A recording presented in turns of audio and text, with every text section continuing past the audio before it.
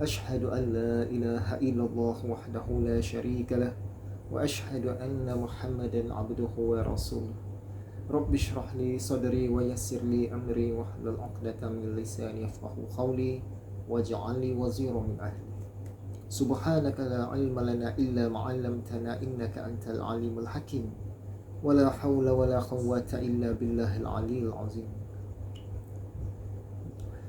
Alhamdulillah, pengajian kitab Induk Ihya Ulumuddin kita ini sudah sampai tahun yang ke-13, kali yang ke-275 untuk surau Cahaya ataupun surau An-Nur. Kitab Induk Ihya Ulumuddin ini terdiri daripada 40 kitab di dalamnya. Kitab yang kita syarahkan ini yakni kitab latihan qalbu ataupun boleh disebut latihan jiwa, latihan hati, latihan roh, dan yang seumpama dengannya ini adalah merupakan kitab yang ke-22 daripada 40 kitab yang terdapat dalam kitab Ihya ini. Dalam hadis Jibril yang masyhur itu, ad-din ataupun agama ini ada 4 tiang, 4 pasak atau 4 tungku, iaitu tiang al-iman, al-islam, al-ihsan dan as-sa'ah. Kalau kita nak latih, nak betul dan cantikkan amal-amal anggota badan, itu pada tiang al-islam. Kita nak latih, nak betulkan, nak cantikkan amal-amal wilayah akal, itu melalui tiang al-iman. Sekiranya kita nak latih, nak betulkan, nak cantikkan amal-amal wilayah hati, yang itu melalui al-ihsan. Dan sekiranya kita nak latih, nak betul, nak cantikkan amal-amal yang berkaitan dengan masa, dengan tempat, dengan keadaan, dengan situasi, dengan zaman, yang itu wilayah ilmu asar. Inilah 4 tiang ad-din ataupun 4 tungku ad-din. Bukan anggota dan akal saja yang kita nak kena latih, hati pun mesti dilatih. Malangnya pengajian-pengajian tentang amal anggota ni memang banyak. Banyak orang minat dan banyak asatizah yang buat. Pengajian-pengajian yang berkaitan dengan amal anggota akal, amal akal, yang itu pun banyak orang minat dan banyak asatizah yang buat. Tetapi pengajian-pengajian yang berkait dengan amal-amal hati ini, dia kurang orang minat dan kurang juga asatizah buat. Sebab itulah Imam Al-Ghazali dalam kitab Ihya ini, dia ada bagi tahu di Basrah, pada zaman sebelum zaman Imam Ghazali, pada zaman kemuncak ilmu-ilmu Islam juga, ada ramai orang-orang yang berbicara tentang nasihat-nasihat tentang agama, tentang mengajar dan sebagainya. Tapi hanya ada 3 orang saja ulama yang buat pengajian tasawuf sufi, yakni yang berkaitan dalam wilayah al-ihsan. Dan hadirin mereka pula tak sampai 10 orang. Padahal pengajian yang 3 ini dibuat oleh wali-wali Allah. Itu tentang pengajian al-ihsan. Kalau pengajian berkait dengan ilmu-ilmu as-sa'ah tu lagilah. Jadi kitalah yang sama-sama kena bergabung. Bergabung suara dan tenaga agar diperbanyakkan pengajian tasawuf sufi, pengajian wilayah ilmu al-ihsan ini. Biarlah seimbang jumlah dia tu, jumlah pengajian-pengajian bagi setiap tungku agama yang 4 ini tadi. Hadirin yang dirahmati Allah sekalian,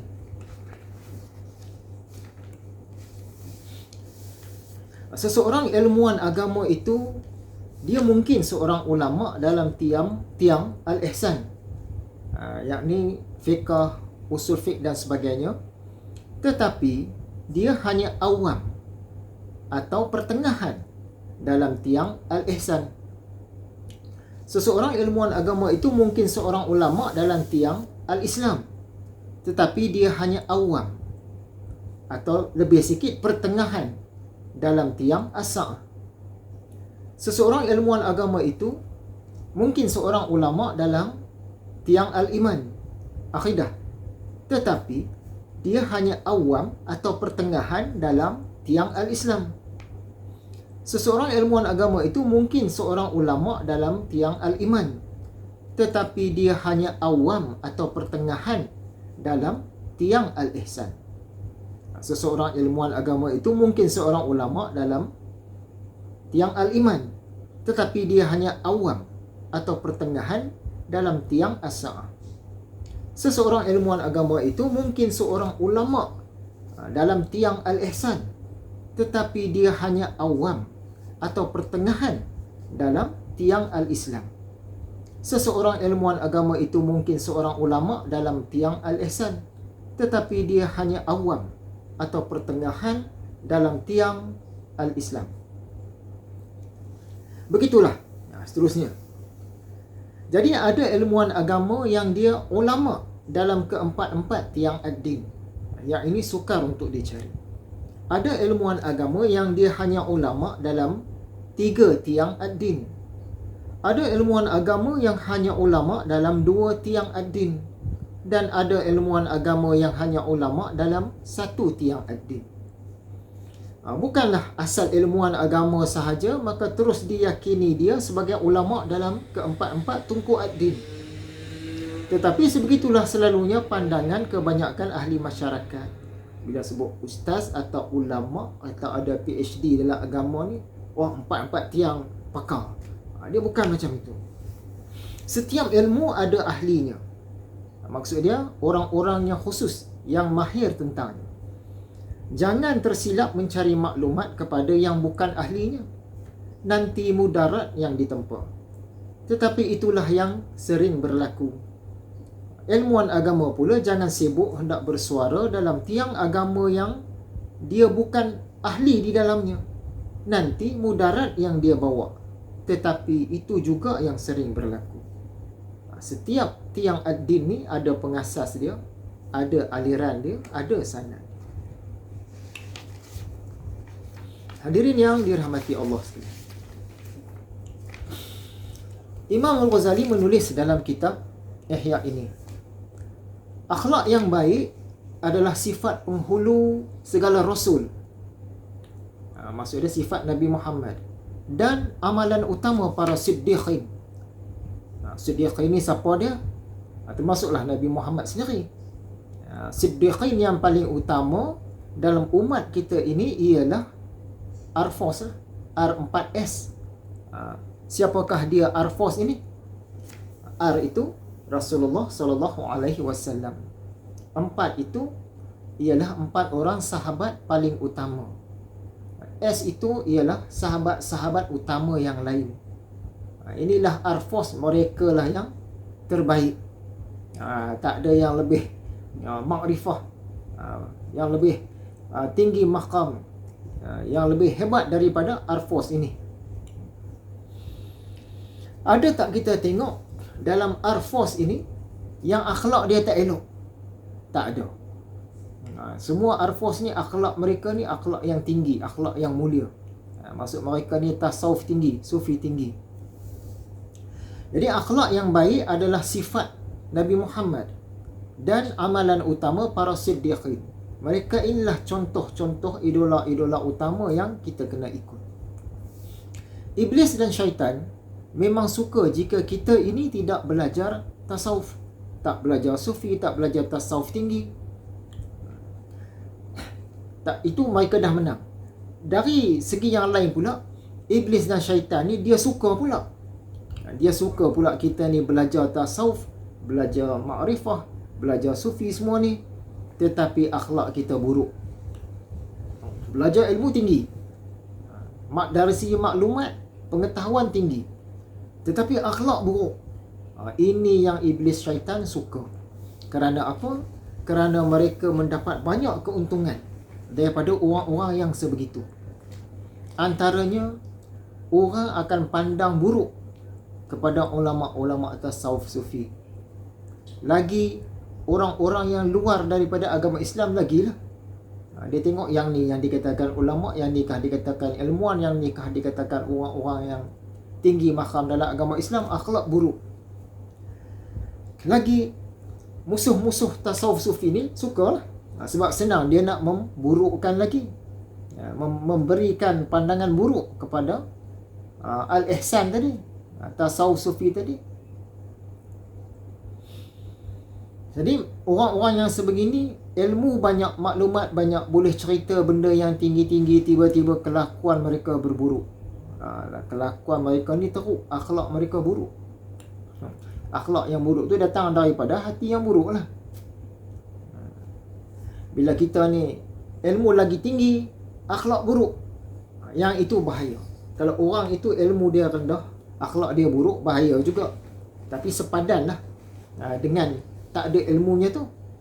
Tapi kalau kita ini ilmu maklumat tu banyak, pengetahuan banyak, lebih-lebih dalam bidang Al-Ihsan wilayah tasawuf ni, makrifah tinggi, tiba-tiba akhlak buruk, yang ini yang lebih berat lagi tanggungan yang dia nak kena jawab di depan Allah nanti.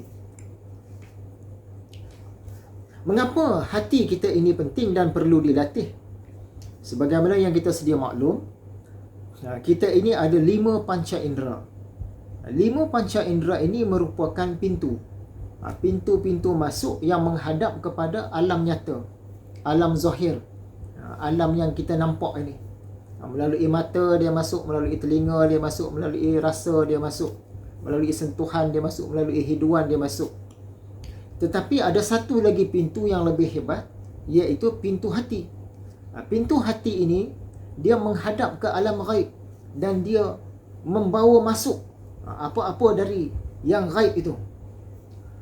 Kalau pintu hati kita ini cantik, bagus, bersih, masuk banyak lah apa yang Allah pancarkan daripada alam ghaib sana tu, masuk banyak lah. Tapi kalau pintu hati kita ni tertutup, tak elok, tak terbuka, macam-macam masalah, jadi sikitlah yang masuk, silap-silap tak masuk langsung. Jadi 5 panca indera itu ibarat 5 pintu yang menghadap alam zahir, tetapi pintu hati ini ialah satu pintu yang lebih hebat lagi, yang dia menghadap kepada alam ghaib. Kata Imam Al-Ghazali, budi pekerti yang buruk, yang jahat, itu adalah racun. Hina, perbuatan-perbuatan kotor yang nyata, yang menjauhkan kita daripada sisi Tuhan semesta alam, dan yang memasukkan para pelakunya dalam kawasan syaitan. Itulah pintu-pintu yang terbuka ke neraka Allah yang bernyala-nyala, yang naik ke hati. Ikut pandangan Imam Ghazali, kalau akhlak buruk ni, akhlak dalaman, akhlak luaran buruk ini, yang itu berbahaya. Berbahaya. Allati tattali'u 'alal afidah. Api neraka hutamah itu yang naik menjulang ke hati. Maksud dia, api ni tadi punya hebatnya, dia bukan sekadar membakar yang zahir-zahir, tapi sampai ke hati, bukan daging hati itu tadi, sampai ke hati qalbu kita yang tak nampak tu, sampai ke situ dia bakar, punya hebatnya api neraka hutamah ini. Latihan dan pengubatan qalbu ini atau hati ini wajib dipelajari oleh setiap orang yang berakal, kerana semua hati kita ini tak terlepas daripada penyakit hati. Ada tak orang yang hati dia terlepas daripada penyakit hati? Nabi Muhammad ialah. Kita ni tak ada pakat kena belaka, cuma banyak sikit saja. Jadi disebabkan kita semua ini memang sudah terkena penyakit, maka mahu tak mahu kita kena belajar latihan dan pengubatan qalbu. Dalam pelajaran tasawuf ini, tuan-tuan, apakah matlamat yang terhampir, matlamat yang tercepat, matlamat yang paling dekat yang kita nak capai? Jadi kalau kita katakan kepada diri kita sendirilah, wahai diriku sendiri, Rasulullah SAW diutuskan untuk memperindahkan akhlak. Hasil atau dapatan awal dalam belajar ilmu tasawuf ini ialah berlakunya perubahan dan pembaikan akhlak pada dirimu. Imam Ghazali pun bagi tahu macam ini.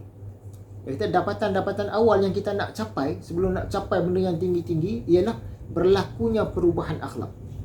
Kalau tak berlaku perubahan akhlak itu, kita dapat yang tinggi-tinggi pun dia akan jadi bahaya balik. Walau sudah lama engkau berguru, belajar dan mengamalkan ilmu tasawuf, tetapi akhlakmu masih tidak berubah atau tidak banyak berubah berbanding sebelumnya, maka itulah petanda bahawa ilmu tasawuf ini tiada ataupun kurang menjadi manfaat buat dirimu. Jika bahagian-bahagian yang rendah dan awal sahaja pun sudah tiada menjadi manfaat, maka bahagian-bahagian pertengahan dan bahagian-bahagian tinggi lagilah tidak menjadi manfaat. Walaupun engkau mempunyai maklumat-maklumat dan boleh berbicara, boleh berkata-kata tentang, boleh cerita benda yang tinggi-tinggi sebab dia banyak maklumat. Tetapi banyak maklumat itu masih gagal untuk mengubah diri dia dalam hal-hal yang rendah, yakni berlakunya perubahan akhlak. Bahagian itu pun dia masih gagal. Dia nak cerita tentang benda yang tinggi-tinggi. Dia khawatiri hal itu akan menjadi mudarat pula buat kamu pada hari kemudian nanti. Sesungguhnya banyak sahaja orang yang mempunyai maklumat tetapi tiada menjadi manfaat, dan ada orang yang kurang maklumat tetapi sangat bermanfaat. Dia baru belajar saja ilmu tasawuf sikit, tapi akhlak dia sudah berubah jadi cantik. Maka antara kaedah untuk membuat penilaian kendiri tentang sejauh manakah sudah engkau capai dalam tasawuf ini, bukannya dengan sebanyak mana maklumat yang engkau tahu dan sehebat mana engkau berkata-kata, tetapi sebanyak mana akhlakmu sudah berubah ke akhlak Nabi-Nabi atau ke akhlaknya Arfos tadi, akhlak Rasulullah, 4 orang sahabat paling utama dan sahabat-sahabat utama yang lain. Mereka lah sebaik-baik teladan. Berlaku tak perubahan akhlak itu? Sedangkan ini dapatan-dapatan awal. Daripada seorang yang pemalas, engkau berubah menjadi rajin. Daripada kasar, engkau menjadi lebih bersopan. Daripada ganas, engkau menjadi penyayang. Daripada buruk tutur kata, engkau menjadi baik tutur kata. Daripada sengaja pengotor menjadi pembersih. Daripada sengaja selekeh menjadi kemas. Daripada sengaja kelam kabut menjadi teratur. Daripada sengaja berserabut menjadi tersusun. Daripada penakut tidak bertempat menjadi berani. Daripada terumbang ambing menjadi tegas dan stabil. Daripada lemah, yakin menjadi yakin. Begitulah seterusnya. Berlaku perubahan akhlak yang luaran dan akhlak yang dalaman. Maka selalulah dikau menghisap dirimu sendiri, kerana ada sahaja hari-hari yang engkau terlupa dan terlencong daripada matlamat terdekat dalam menjadi seorang pejalan tasawuf ini. Wahai diriku sendiri. Oleh itu, kita semaklah sendiri diri kita. Kita hisap sebelum dihisap. Rasa-rasa kita ini sudah berada pada maqam yang mana? Dah 30 tahun belajar tasawuf contohnya. Adakah akhlak aku banyak berubah? Atau sikit saja berubah? Ataupun tak berubah langsung?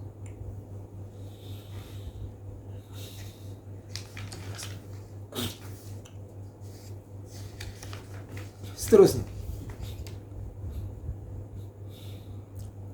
kita nak rawat, nak ubat, nak sembuhkan dan nak latih soal-soal hati tadi, kita kena tahu, maksud dia kena ada ilmu tentang jenis-jenis penyakit hati, sebab-sebab berlakunya penyakit-penyakit itu, apa kesan-kesannya jika berlaku penyakit atau dihinggap penyakit itu, apa langkah-langkah untuk mengatasi atau untuk mengurangkan penyakit itu.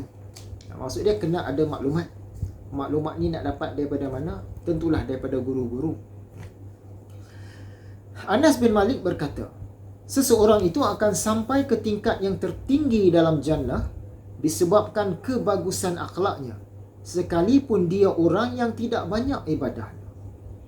dan akan sampai ke tingkat yang paling rendah dalam neraka Jahannam disebabkan keburukan akhlaknya, sekalipun dia seorang yang banyak ibadah. Jadi kita boleh nampaklah betapa pentingnya kata akhlak ni tadi. Ilmu kita ini biarlah seimbang dengan bagusnya akhlak kita. Kalau akhlak masih buruk, itu adalah antara petanda makam kita dalam tasawuf ini tidak sejauh mana, tidak setinggi mana, tidak sedalam mana, walaupun kita ada banyak maklumat.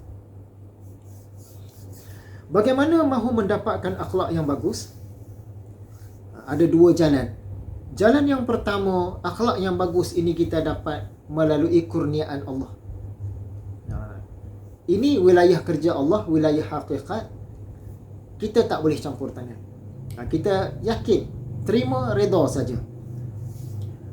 Contohnya, kalau Allah nak jadikan seseorang itu alim, berilmu, jadilah. Seperti Nabi Isa ataupun Nabi Yahya. Nak jadi baik, nak jadi soleh, akhlak mulia, jadilah atas apa ketentuan Allah, apa yang Allah nak. Ini wilayah hakikat, wilayah kerja Allah. Kita yakin sahaja, jangan kita bersibuk-sibuk, jangan kita campur. Ini wilayah yakin, percaya, sudah. Cara yang kedua adalah dengan cara kita melakukan mujahadah dan riadah, bersungguh-sungguh dan dengan latihan-latihannya. Ini wilayah syariat. Inilah wilayah kerja kita. Kita kena bersibuk-sibuk bahagian ini. La yus'alu amma yaf'al wa hum yus'alun. Dia yakni Allah tak akan dipersoal tentang apa yang dia lakukan, wilayah kerja dia. Jadi kita jangan persoal, jangan sibuk-sibuk. Tetapi mereka lah, yakni manusia dan jin, yang akan dipersoal. Dipersoal tentang apa? Tentang apa yang kita lakukan. Jadi kita sibuk bahagian itu. Surah Al-Anbiya ayat 23. Jadi jalan yang kedua ini, kita kena mujahadah dan riadah. Kita kena bersungguh-sungguh, bertekun dan buat latihan-latihannya. Yang ni berusaha bersungguh-sungguh membiasakan diri untuk mencapai akhlak yang dikehendaki, membuatnya berulang-ulang. Apabila sudah terbiasa, ia akan berasa enak melaksanakan sesuatu akhlak itu. Seterusnya, apakah tanda-tanda penyakit hati? Macam mana kita nak tahu hati kita ini sudah berpenyakit? Jadi setiap anggota badan kita ini ada tugas dia, ada faedah dia yang khusus. Contoh, kalau kita sakit tangan, dia akan menyukarkan kita untuk menggenggam.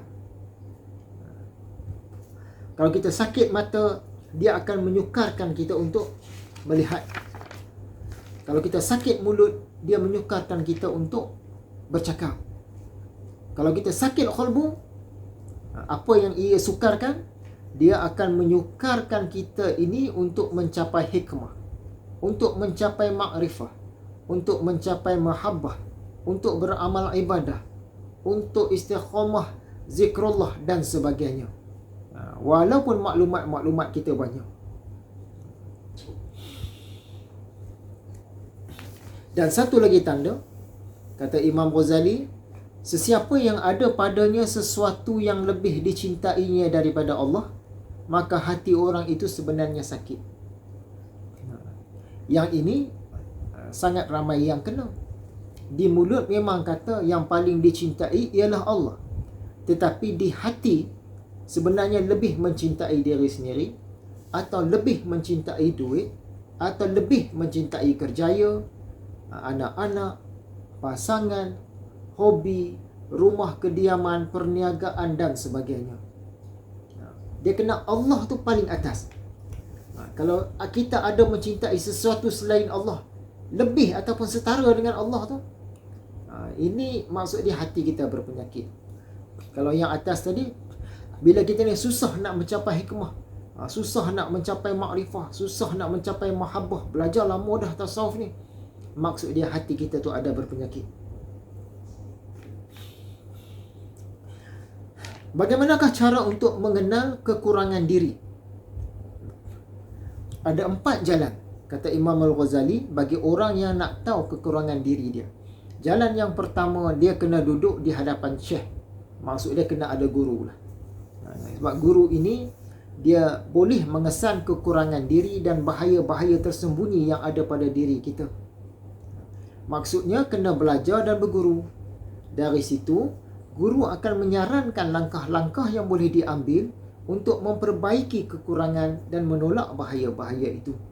Dari situlah kita kena berguru, kena belajar dan kena beramal. Jalan yang kedua, selain daripada berguru tadi, kita kena mencari teman-teman yang benar. Kena berkawan dengan orang-orang yang baik-baiklah. Kalau dalam tasawuf ni, orang-orang yang bermata hati. Maksud dia mampu melihat, yang tahu tentang tasawuf dan yang bagus keagamaannya. Lalu dijadikan temannya itu pemerhati terhadap dirinya untuk memerhatikan hal ehwal dan perlakuannya. Kita kena ada kawan-kawan yang sefikrah dengan kita, yang baguslah. Begitulah yang diperbuat oleh orang-orang cerdik, pandai dan orang-orang besar dalam kalangan pemuka agama. Bila ada kawan-kawan ni, mudah untuk kita mencontohi mereka, untuk kita sama-sama bincang dengan mereka, untuk mereka menegur kita. Jalan yang ketiga, selain daripada kita nak tahu kekurangan diri kita ni melalui guru atau melalui kawan-kawan, adalah melalui kata-kata musuh-musuh kita. Orang-orang yang benci, yang khianat, yang bengar, yang tak suka dengan kita. Mereka ni akan banyak lontarkan kata-kata, sama ada secara bercakap atau secara menulis atau cara macam mana pun lah. Dan dalam kata-kata mereka ni, banyak yang tak betul sebab dia marah dengan kita, tak suka dengan kita, benci dengan kita. Tapi kadang-kadang terselit benda-benda yang betul tentang kelemahan kita. Sebab itu, kata-kata musuh ni kita perhati juga. Kita saring juga. Kita ambil mana yang rasa-rasa kena dengan aku. Oh, bahagian ni kena. Dia cakap 10 perkara, mungkin 1-2 tu kena. Aku kena perbaik yang 1-2 ni. Yang 8 lagi tu, atas sebab dia benci, sebab dia tak suka, sebab dia fitnah, kita buat tak tahulah. Jadi, melalui lidah, yang ni kata-kata musuh-musuh. Sebab musuh-musuh ini, bila dia bercakap tu, dia lepas. Tapi kadang-kadang kawan-kawan baik kita ni, dia cakap tu tak terlepas ataupun dia sengaja tak mau lepas sebab nak menjaga hati kita. Jadi dia tak ceritalah tentang kekurangan kita. Tapi kalau musuh tadi, hak betul kurang pun dia hentam, hak tak betul pun dia tambah lagi kan. Sedangkan dalam kata-kata teman-teman kita tu, mereka ni cakap berlapik, musuh tadi tak lapik lah, dia hentam terus. Jadi kita saring lah kata-kata musuh tadi, mungkin ada bahagian yang betul dan kita perbaik diri kita melalui kata-kata musuh. Jalan yang keempat adalah dengan cara kita bergaul dengan manusia. Ini pun membolehkan kita mengetahui apa yang kurang pada diri kita. Di sana, dalam pergaulan itu, kita boleh melihat pelbagai rakam manusia. Apa yang dilihatnya tercela pada perlakuan orang ramai, maka hendaklah dicarinya pada dirinya sendiri, ada ke tak ada. Jika ada, ambillah tindakan untuk mengatasinya. Dalam kita duduk bergaul dengan orang ni, kita nampak, tak baiklah orang tu, dia buat kepada orang ini perbuatan macam itu. Kita tahu, yang ini tak baik. Tengok pada aku ada tak benda tu? Ada tak sifat macam itu? Kalau ada, aku kena perbaiki. Sebab kita bila melihat ragam-ragam manusia ni, kita ada penilaian. Yang ni bagus, perbuatan ni tak bagus. Dari situ, dia turut mentarbiah diri kita. Inilah 4 jalan untuk kita mengesan kekurangan yang ada dalam diri kita. Menurut Imam Al-Ghazali, jalan yang pertama, dengan kita berguru. Jalan yang kedua, dengan kita bersahabat dengan orang-orang yang soleh. Jalan yang ketiga, dengan kita ambil tahu juga apa yang musuh-musuh kita kata kepada diri kita, tentang diri kita. Dan jalan yang keempat, dengan pengalaman kita bergaul sehari-hari.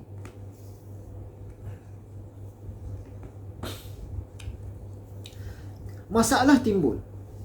Ramai orang dia tidak dapat mengenal kekurangan diri dia. Mengapa jadi begitu? Kerana ramai orang tidak berguru. ramai orang tidak belajar. Ramai orang tidak beramal. Ramai orang tidak berkawan-kawan dalam tasawuf ini. Kawan dalam bidang lain dia ramai. Kawan-kawan yang dalam tasawuf ni dia tak ada kawan. Orang tak mau belajar daripada kata-kata musuh. Dan tak mahu ambil pelajaran dan pengajaran daripada masyarakat sekeliling. Ini antara masalah yang menyebabkan ramai orang dia tidak dapat mengesan kekurangan diri. Ubat asas untuk penyakit-penyakit hati umumnya sama. Ubat asas tu macam doktor lah, bagi semua sama. Tetapi ubat lanjutannya itu biasanya berbeza mengikut keadaan si pesakit. Contoh, kalau kata demam, doktor bagi paracetamol. Tapi kalau orang ni demam dia tak baik-baik, dia ada ubat lain pula. Orang ni demam dia sangat tinggi suhu dia, lain pula ubat dia. Orang ni demam tapi bukan nampak macam demam biasa dah, lain pula cara rawatan dan ubat dia. Dalam tasawuf, dalam pelajaran soal hati ini pun macam itu juga. Dia ada sukatan yang asas tu sama untuk semua orang dari segi amalan, pantang larang, dari segi pelajaran.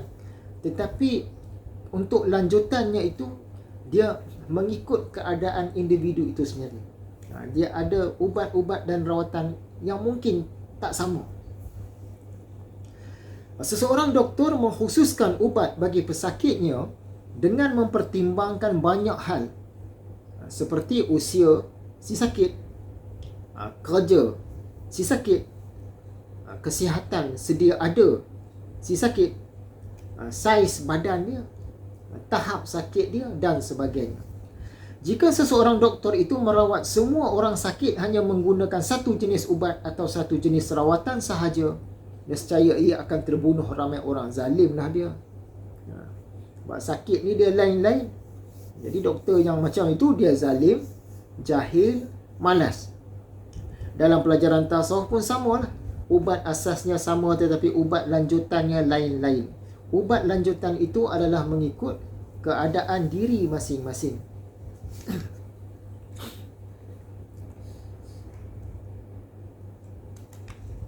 Sebab itu kadang-kadang guru tasawuf ini ada pelajaran yang dia ajar semua dia bagi sama. Tetapi ada tarbiyah tertentu dia akan panggil murid tertentu. Tarbiyah dia lain. Dia panggil murid yang lain pula. Panggil murid yang lain pula sebab mengikut hati, mengikut penyakit, mengikut masalah, mengikut pencapaian dia lain-lain. Jadi murid-murid itu dia kena faham. Bukan dia kata tok guru ni membeza-bezakan ilmu, bukan. Sebab dia bagi itu sesuai dengan penyakit, sesuai dengan kebolehan.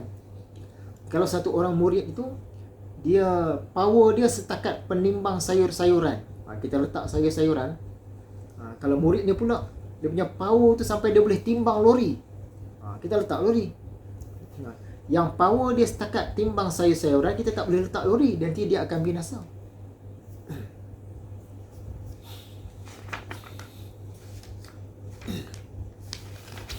Dalam kuliah yang lepas kita banyak bercerita tentang cara mentarbiah anak-anak, cara mentarbiah kanak-kanak, khususnya dari segi hati dia tu, dari segi qalbu.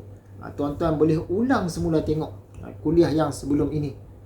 Dalam 2-3 hari lepas pun saya dah masukkan lah dalam FB, dalam WhatsApp, supaya orang ulang balik satu kuliah sebelum ini agar nampak kesinambungan kita punya pengajian ini. Jadi sebagai cerita yang penghujungnya lah kepada cara mentarbiah kanak-kanak ini, khususnya dalam Al-Ihsan ni lah, soal hati. Kisah Sahal bin Abdullah At-Tusturi. Ada orang sebut Tustari, mana-manalah, asalnya kita tahulah siapa yang kita tujukan tu. Sahal At-Tustari ni bercerita, sewaktu dia berusia 3 tahun, pada suatu hari bapa saudara dia ni orang soleh, memang ahli sufi. Bapa saudara dia ni Muhammad bin Suwar. berkata kepada Sahal, "Tidakkah engkau ingat akan Allah yang menjadikan engkau?" Budak 3 tahun. Cerita ni Imam Ghazali masuk dalam Ihya. Jadi Sahal yang umur 3 tahun ni pun tanya, macam mana cara aku hendak mengingatinya? Kalau dalam bahasa kita ni, pakcik ni tanyalah, hang tak ingat Allah ke? Jadi budak 3 tahun ni pun tanya, macam mana cara saya nak ingat Allah? Apa kata pakcik dia? Pakcik dia kata, lafazkan di dalam hati tanpa menggerakkan lidah. Dalam hati sebut. Kena sebut apa? Allahu ma'i, Allahu nazirun ilayya, Allahu syahidi. Maksud dia, sebut dalam hati, Allah bersama-sama dengan aku, Allah melihat aku, Allah menyaksikan aku. Okay, dalam bahasa kita ni ringkas kata, Allah nampak saya. Ni kita boleh tarbiahkan kepada anak-anak. Supaya ingat dalam hati itu selalu. Ingat, Allah nampak saya, Allah nampak aku, Allah nampak adik. Jadi bila dia ingat tu selalu, dia sentiasa berasa bersama dengan Allah. Jadi pelajaran ini ditarbiahkan oleh pakciknya tadi kepada Sahal yang baru berusia 3 tahun.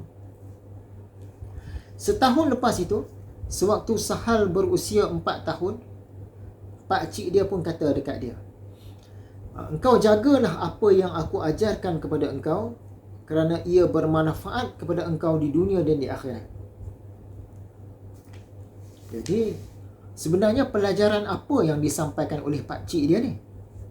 Tidak lain dan tidak bukan ialah pelajaran Tunku Al-Ihsan, tiang Al-Ihsan, Tunku Pasak Al-Ihsan, tasawuf lah. Al-Ihsan ni cerita apa? Cerita tentang tasawuf, sufi, tariqah dan seumpama dengannya. Berapa usia Sahal ketika itu? 3 tahun. Bukankah dalam hadis Jibril ada dinyatakan Nabi Muhammad jawab kepada Jibril apabila ditanyakan tentang Al-Ihsan. Apa kata Rasulullah sallallahu alaihi wasallam? Al-Ihsan itu ialah engkau berabdi kepada Allah seolah-olah engkau melihatnya.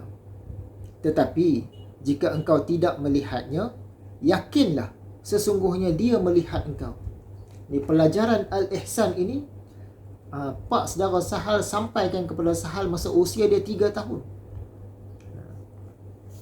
Yang kita ni kadang-kadang orang kata belajarlah fiqh dulu, belajarlah akidah, tasawuf ni tak apalah benda kemudian.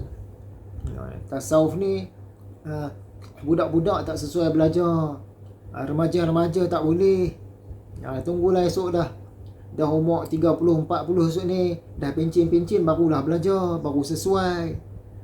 Ni pelajaran orang tua-tua, pelajaran tinggi-tinggi dalam-dalam. Budak-budak tak boleh tarbiyah. Kepada pakcik-pakcik yang warga emas pun ada asatizah cakap macam tu. Pakcik-pakcik umur 60, 70 kan. Jadi bila mereka ni nak belajar? Sedangkan Sahal tadi 3 tahun dah dia ajar dah.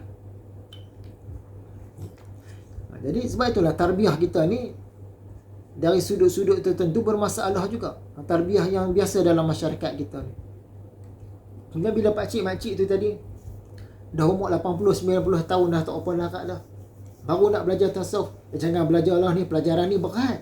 Pakcik-makcik fikiran pun dah makin menurun. Nanti jadi kacau fikiran tu, tak usah belajar ringan-ringan je. Jadi bila yang pakcik-makcik ni nak belajar Al-Ihsan ni? Tak ada lah. Sebab tu ini menjadi salah satu penyebab kepada masyarakat kita makin teruk.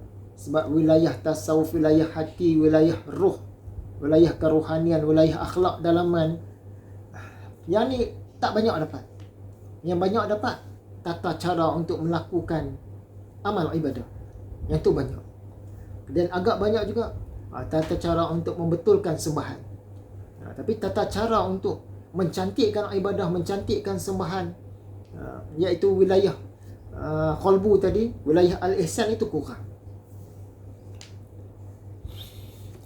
Sebab itu juga kadang-kadang kita lihat ada segelintir orang-orang, kita kata geng-geng masjid, geng-geng surau, geng-geng pengajian, tapi mereka ni sifat-sifat mazmumah tu banyak.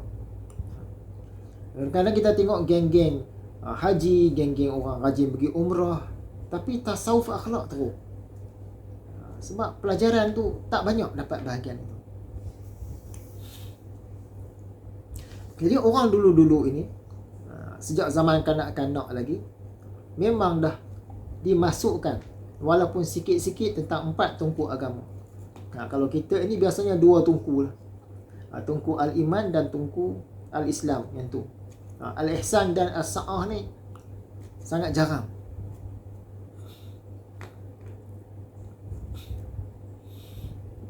Ada orang kata ilmu as-sa'ah ni kalau belajar dia boleh mendatangkan ketakutan melampau. Itu ada salah faham. Yang mereka belajar tu mungkin bukan ilmu as-sa'ah. Mereka mungkin belajar tentang kajian akhir zaman, eskatologi, teori konspirasi dan lain-lain lah yang sewaktu dengan tu kan. Kalau dengan ilmu as-sa'ah ni tak jadi macam itu. Tu kita kata 4 tungku ni, ilmu-ilmu dia semua tu bersanad tu.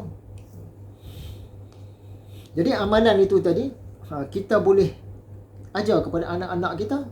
Kita cakap lah, adik selalu ingat dalam hati, Allah nampak adik, Allah nampak saya, Allah nampak saya. Selalu dalam hati dia. Kalau nak yang bahasa Arab tadi pun boleh juga.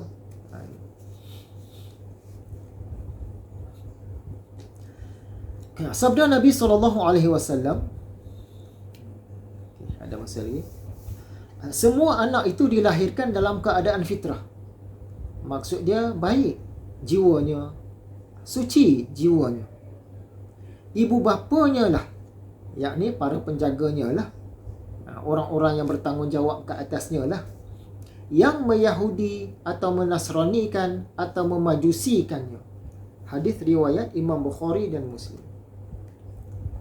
Jadi para penjaga atau ibu bapa lah khususnya, kalau ilmu-ilmu keduniaan ini, ramai yang sanggup korbankan duit, korbankan masa, hantar, ambil, sanggup berjauhan, berpisah, siap dengan tuition lagi, dengan kelas tambahan lagi, untuk ilmu-ilmu keduniaan. Tapi kalau ilmu-ilmu akhirat, tambah-tambah tasawuf, ada tak yang minta kelas tambahan, minta tuition, minta pengajian, sanggup hantar, ambil, tunggu anak tuition? Dia tak ada. Ringkas kata tak ada lah.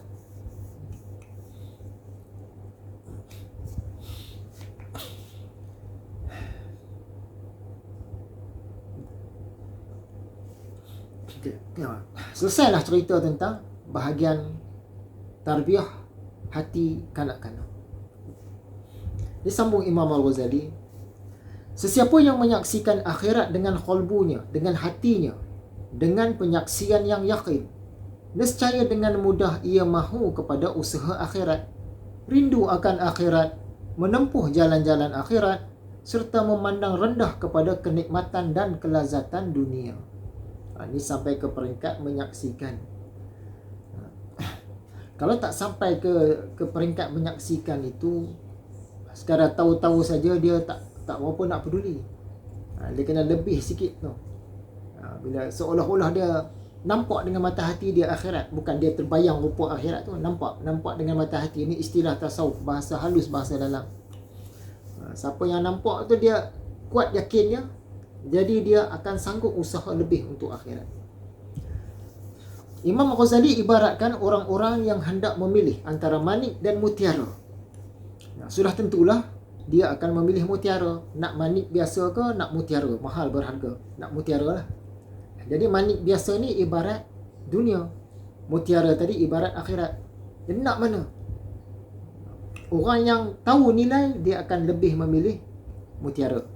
Tapi orang yang dia tahu tapi tak sampai kesedaran, pemahaman kepada dia, dia akan memilih manik. Contohlah, Kita ni nak pergi satu jamuan buffet. Hebat makanan kali ni. Memang level tinggi punya buffet lah. Jadi perjalanan tu jauh 3 jam. Kita cakap dah, dalam kereta ni makan minum tu sekadar isi perut lah. Sagi di sana tu, kat hotel tu nanti kita nak makan yang lazat-lazat, yang mahal-mahal, yang susah-susah dapat ni. Tapi yang kawan kita dalam kereta ni dia tak sanggup nak tunggu. Kita makan sikit lapik perut lah.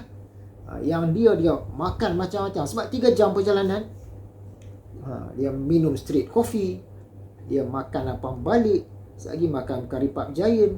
Ni semua benda-benda yang kita biasa dapat, biasa makan pun. Dia makan. Cukup 3 jam, masa tu kenyang tu sampai ke kemuncak. Elok sampai kat hotel. Sampai ke hotel, lepas ucapan sikit, terus nak makan dah buffet. Tu dia, hidangan kat hotel ni benda-benda yang susah nak dapat ni. Ada udang sekok-sekok 20-30 ringgit besar. Dengan kambing panggang, dengan aiskrim jenis mahal, dengan coklat jenis mahal. Saya saja nak beli tak belilah. Dengan kek yang memang level premium, level dewa. Ikan kalau kita nak makan di rumah, kita tak belilah ikan macam tu, sangat mahal. Dengan sotong, dengan strawberry, dengan sate, dengan dessert, 20 jenis dessert semua. Kita boleh makan lah. Makanan yang sedap-sedap, yang mewah-mewah, yang susah nak dapat. Dan lazat kita makan. Tapi kawan kita tadi yang dia dah makan benda-benda biasa sepanjang 3 jam, jadi perut dah penuh dah. Sampai ke hotel, apa pun dia tak boleh makan. Dia baru makan udang sikit dah nak membuak keluar dah. Jadi dia boleh tengok saja lah. Boleh tengok saja. Kita makan punya sedap. Kita yang makan tu mungkin 200-300 punya makan tu. Kita seorang saja. Hak dia tadi apa pun tak boleh. Sekadar minum air pun setengah gelas je. Sebab dah penuh. Jadi perbandingan yang macam itulah. Orang yang tak sabar-sabar, nak segala-gala yang di dunia ini, bila sampai ke akhirat nanti, dia tak dapat kecap. Tapi kalau orang yang jenis bersabar, dia yakin, bila kuat yakin dia, di dunia ni mungkin dia tak dapat. Macam kawan tadi lah, dalam kereta kawan dia punya makan macam-macam, dia sabar, makan sikit cukup lah. Jadi kita dunia dengan akhirat pun macam itulah. Di dunia ni orang dapat macam-macam kemewahan, kehendak. Kita sabar. Akhirat esok insya-Allah kita dapat yang sangat luar biasa. Jadi rasanya pengajian kita ini setakat ini sahajalah dulu. InsyaAllah nanti kita sambung lagi lah. Jadi kesimpulan dia, sebagai rumusannya, qalbu ataupun hati kita ini, ia nak kena dilatih. Sekiranya kita tak latih, tak ke manalah pergi dia. Tak jauh manalah dia boleh pergi. Sebab kena latih. Ibarat kita ini belajar ilmu tinju, ilmu boxing. Kita ni belajar teori, tapi kita tak latih pun. Satu hari orang jemput kita berlawan, naik atas ring lawan, kita tak berlatih. Ilmu banyak, kita boleh cerita segala macam tentang boxing, tapi bila nak lawan kita tak berlatih. Kena oleh 3 kali penumbuk, habis kebah. Jadi dia kena latih. Nak latih ilmu-ilmu berkaitan hati ini, kena ada ilmu lah. Nak latih hati ni kena ada ilmu lah. Dan kena faham pula ilmu itu, dan kena betul pula ilmu itu, dan kena amal pula ilmu itu. Semua ni nak dapat di mana? Nak kena ada guru juga. Nak kena ada guru, dan kita kena ada belajar. Lebih cantik lagi kalau kita ni ada berkawan-kawan, berjemaah lah. Jadi kita mestilah sama-sama berganding suara, berganding penulisan, tenaga untuk semarakkan lagi ilmu-ilmu yang melatih qalbu ini dalam masyarakat. Semoga hati kita, hati ibu bapa kita, pasangan kita, anak-anak kita, cucu cicit, jiran-jiran, rakan sekerja, masyarakat, ulama-ulama, pemimpin-pemimpin dan umat Islam seluruhnya lah, hati itu jadi lebih baik, berbanding daripada yang sebelum. Nampaknya sekadar itu saja.